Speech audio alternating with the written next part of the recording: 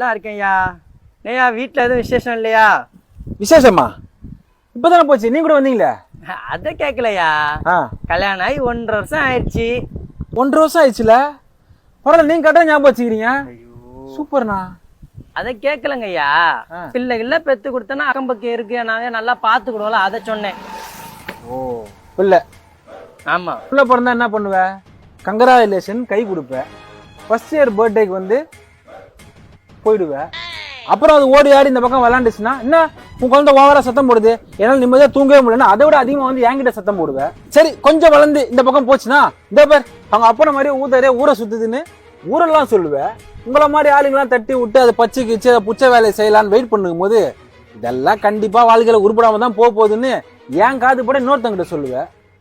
உங்க பேச்செல்லாம் கேட்டு அதை புச்சி ஏதாவது ஒரு வேலையில சேர்த்து விட்டா என்ன வயசு ஆகினே போகுது, இன்னும் கல்யாணம் பண்ணலையா, உடம்புல ஏதாவது குறையா அப்படின்னு என்கிட்ட சொல்லாம போற வரலாம் சொல்லுவேன்.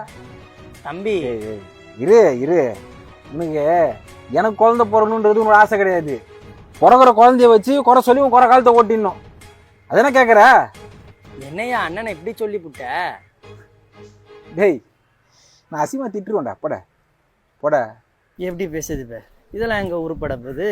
நம்ம முனுசாயி மாமன் புள்ள பெத்தானான்னு கேட்போம்.